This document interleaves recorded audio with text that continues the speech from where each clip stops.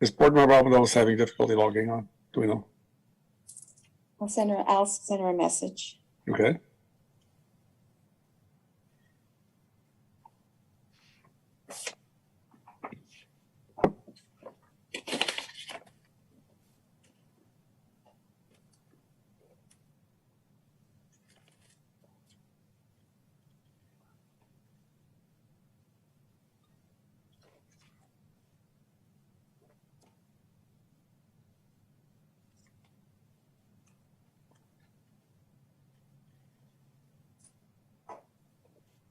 Oh, Mark, I'm sorry. I sent that to you by accident. Excuse me.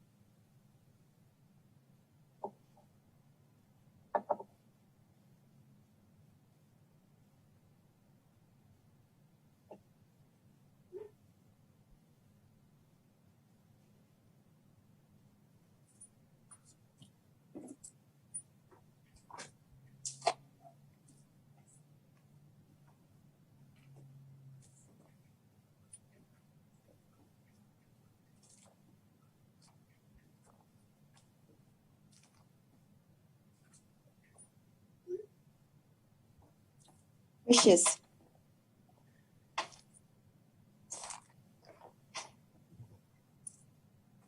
All right, there we are. Okay, we have a quorum present.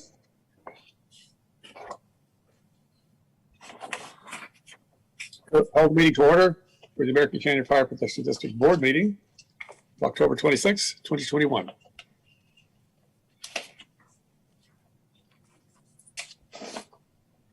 We have the flag, please, for the Pledge of Allegiance.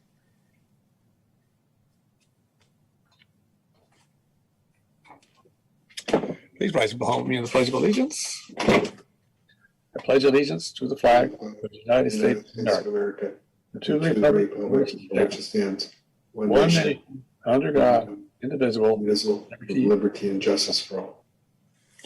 Thank you. Roll call, please. Board Member Abudamos? Here. Board Member Oro? Here. Vice Chair Joseph? Here. Chairman Garcia? Here. The Board Member Chair Washington is absent this evening. Okay, report on closed session, confirmation reportable action. Mr. Ross? Mr. Chairman, you convened and opened at 5:34 p.m. to address the matters agendized for closed session. After ascertaining there were no public comments on those matters, you went into closed session at 5:35. With respect to closed session item number 1, there was no reportable action under the common law attorney-client privilege, and that provided by Government Code Section 54956.9D2. With respect to the second matter, there is no reportable action under the provisions of Government Code Section 54957B. You concluded the closed session at 6:01 p.m. That would conclude the report unless there are questions. Any questions from board members? If not, thank you, Mr. Ross. Moving on to our agenda, proclamation presentation. We have none this evening. Have we received any public comment on items not on the agenda? No, we have not, Chairman. Very No good. public comments. I'll close public comment. We'll proceed with our agenda. Any agenda changes, board members? Hearing none, we'll move on. We have a consent calendar. I'll move to adopt the consent calendar. I'll second. Motion second, roll call, please. Board Member Abudamos? Yes. Board Member Oro? Yes. Vice Chair Joseph? Yes. And Chairman Garcia? Yes. Thank you, board. Moving on, public hearings are none this evening. Business item none this evening. We have our fire chief report. Chief Cahill. I'll try to do this as slowly as possible. Thank you, Chairman Garcia. For this month's meeting, I'd like to report on 4 major areas that I think would be of interest to the board. The first one is the status of our new four firefighters. 2 of them, as I mentioned last month's meeting, were scheduled to come on to be onboarded on October 1. Those were the 2 paramedic firefighters, and we had hoped to be able to move them through their county EMS 5-call process. The remaining 2 firefighters will be onboarded next Monday, November 1st, at the start of their 1-month-long academy. We have a 4-week academy, a very intensive department orientation academy that will start on November 1st and end, I think, on November 28th. The 4 candidates, when they successfully complete that orientation, will be brought to the board for the November 30th board meeting, the rescheduled November 30th meeting, where they'll be sworn in, and we'll have a badge pinning ceremony. So we're looking forward to that, and we're excited about having these 4 new members of our department. The second item is an update on the after-action review that we did yesterday afternoon for the October 11th Newell Open Space Fire. Fire District, in cooperation with the city and the Police Department, American Canyon Police Department, held a after-action review to discuss the collective responses of those 3 agencies to this incident. Excuse me. Some multi-jurisdictional response with its primary impact on the city's east side neighborhoods. One of the things I wanted to reinforce for both the board and for the public watching that the fire in the Newell Open Space just was actually outside the fire district. It was in city-owned land in the county, which happened to be in state responsibility area. It's kind of complex for us sometimes, but it was a CAL FIRE fire. Okay, so the CAL FIRE incident management folks were responsible to manage the incident. Although the fire department, our firefighters were first on scene, the incident actually was under the auspices of CAL FIRE. There was a number of things that occurred that evening. I think the interesting thing from the city's perspective, the optic of the fire, given the fact that it happened right at dusk, it seemed, and the fact that there was a number of folks who were living in that area when the fire in 2019 occurred, which was much larger than this one, but certainly it brought back memories of that, and it certainly put the east side of town on alert even before we initiated any kind of evacuation warnings. This was, we're learning a lot about social media, frankly, and how to stay ahead of that and trying to keep information, make information that is factual available to the community to help them in both in making decisions for their own families, but also help them to comply with potential evacuations that the incident command team might initiate through the local law enforcement agency. One of the things that was a very positive, there's a number of positive things that happened that night, but one of the most positive things that occurred was the use of our fire district, the CERT team. They were mobilized almost immediately, which was pretty amazing. We happened to have a CERT team meeting scheduled that night, and so a lot of folks were kind of standing ready. Not that they don't stand ready all the time, but certainly that night they were definitely prepared. And when the police department made the request for the CERT team to mobilize and help with traffic rerouting and traffic control, they were out there in full force, which was amazing. The city EOC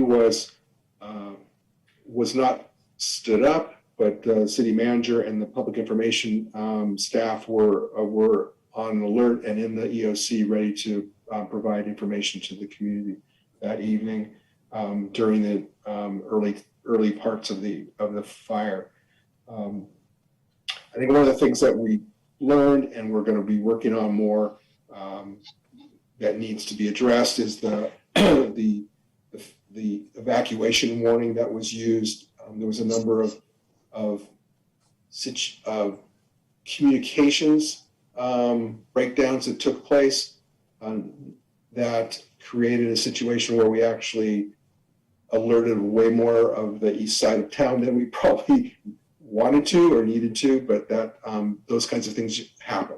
And so in our after action review yesterday, there was a commitment on the part of the city, the PD, and the fire district to work more closely in the future to address those kinds of issues, try to catch them before they occur. Item number 3 was the need for, we have a need for updating our district's strategic plan. It was the last time it was adopted was in 2015. Earlier this evening, I talked to the board about my interest in looking at potential fire station sites on the west part of Highway 29 in the industrial area. I believe that the strategic plan, and probably more specifically a master plan for the fire district, would be very helpful in defining our short-term and long-term needs of the district to address the growth of the district, and specifically how we keep pace with the city's growth. I'm a big advocate of integrating that with the city general plan, the safety element of the city general plan, and the facilities element of the city's general plan. So I'm working with the community development department and the city manager on that in the future, and specifically in the next few months. And we hope to make sure that these two are integrated, and the fire district's plans will dovetail with what the city's doing. I think that one of the things I wanted to share with the board tonight was that there is a strong opportunity for us to work with our neighbors to the north. City of Napa Fire Department is actually going through the same process right now, and they're going to be looking to negotiate with a contractor to help with their master planning process. And there's a potential for us to piggyback on that and save the district some money, and also some time in putting together this document for us. So anyway, that's something I'll be working on, and I'll be keeping the board updated on in the next month or two. Fourth item is, I'm not sure how familiar you are with the Insurance Services Office and the insurance grading schedule. The ISO is a function of the insurance industry, and they come out and review and grade local fire departments and municipal water systems to make sure that those both the fire department and the water system are capable of providing adequate fire protection to their risks. And so your local fire insurance, the fire insurance you pay for on your homes, is dictated by what the grade of your fire department, local fire department is. And essentially that grade is determined by, it qualifies the response times, the type of equipment that the fire department can put on scene, the training, the fire prevention programs. They look at a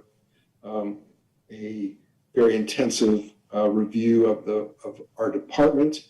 They're in the process of doing that right now. They actually knocked on our door about a month after I came to work in August of 2020, and I did a dance and asked them to come back in a few months when I had my feet on the ground. So they're back. And Chief Bellier and Laura Provencher met with them yesterday, and we're actively in that review process right now.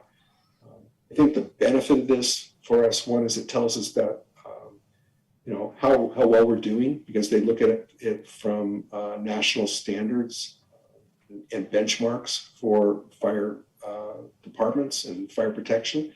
So it's going to be good for us to see that and see how we grade up against the other departments around us.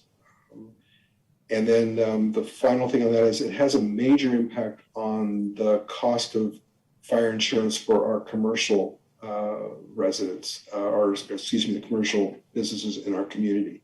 And given the number of commercial occupancies we have in the Green Island area, this is a significant issue. So there's a very large dollar amount of both facilities and also contents in the cities and the fire district's commercial area, industrial area. So this could very well play out to be a benefit to all those businesses out there too, if we were able to get a lower insurance rating. So anyway, those are the 4 items I had to share with you tonight. If there's any questions, I'd be more than happy to answer. Questions from board member? I don't have a question, but a comment. As some of you know, I wasn't in town during the second Newell fire of the 2019 Newell fire. But from what I understand, you guys did an excellent job. And so I just want to say thank you for responding and protecting us and doing a great job. Thank you, Mark. Yeah, it was, it looked very scary for a moment there. I mean, I'm driving home from an errand and there's smoke on the horizon, and then all of a sudden there's this line going all the way across the back of the middle open space to behind the high school, and it's just flames. And I thought, but, I just really appreciate the response we had from both our public safety, our fire department, and all those who assisted us in putting down this fire. It's as we can imagine, fire season, we see all the news and the devastation from other communities in California. And it's just pretty scary to think what that is for people, and certainly the devastating impact on their lives. So we're very thankful that we have a response team and the results we get from it. I know, yes, being a CERT team member, we were actually planning on having a training that evening. And I think we got a very good example of that, how we can provide our service for the city. But it's good to have all those resources available. So thank you, Chief Cahill, and please convey our thanks to all the firefighters who helped us. I will. Thank you. Anything further from City Council? Moving on to chair, board comments, committee reports, future agenda items. If there's nothing there, then we have completed our business for the evening. Thank you all. We will stand adjourned. Thank you. All right. Thank you. Thanks, Chief. Thank you, Marion.